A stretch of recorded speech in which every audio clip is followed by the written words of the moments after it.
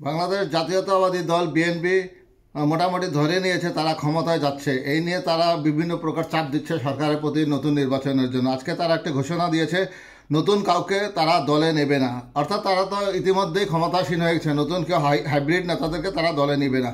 অরাজনৈতিক ব্যক্তি কিংবা অন্য কোনো দলের কাউকে বিএনপিতে যোগদান করানো যাবে না বলে হুঁশিয়ার করে দিয়েছেন দলটির জ্যেষ্ঠ যুগ্ম মহাসচিব রুহুল কবির রিজভী। বৃহস্পতিবার 9 ডিসেম্বর এক বিজ্ঞপ্তিতে একথা জানান তিনি।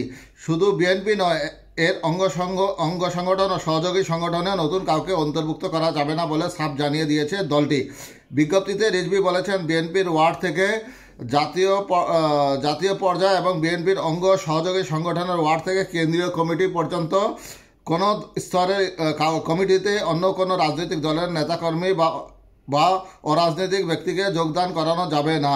বিজ্ঞপ্তিতে বলা হয়, গভীর উদ্বেগের সঙ্গে লক্ষ্য করা যাচ্ছে যে পতিত আওয়ামী লীগ সরকারের বিভিন্ন রাজনৈতিক সংগঠন কৌশলে বিএনপি সহ এর অঙ্গ সহযোগী সংগঠনের পদ বাগিয়ে নেওয়ার অপচেষ্টায় লিপ্ত। ইতিমধ্যে জিয়া সাইবার ফোর্স নামে একটি সংগঠন পাবনা বিজ্ঞান ও প্রযুক্তি বিশ্ববিদ্যালয় ছাত্রদলের নাম ব্যবহার করে ছাত্রলীগের কতিপয় নেতাকে পদ দিয়ে একটি কমিটি ঘোষণা করেছে, যা সম্পূর্ণরূপে প্রতারণামূলক। রিজভী বলেন, এভাবে স্বৈরাচারের দোসররা এই ধরনের অপতৎপরতায় লিপ্ত রয়েছে। এই বিষয়ে দলের সকল পর্যায়ের নেতাকর্মীকে সতর্ক ও সাবধান থাকতে হবে।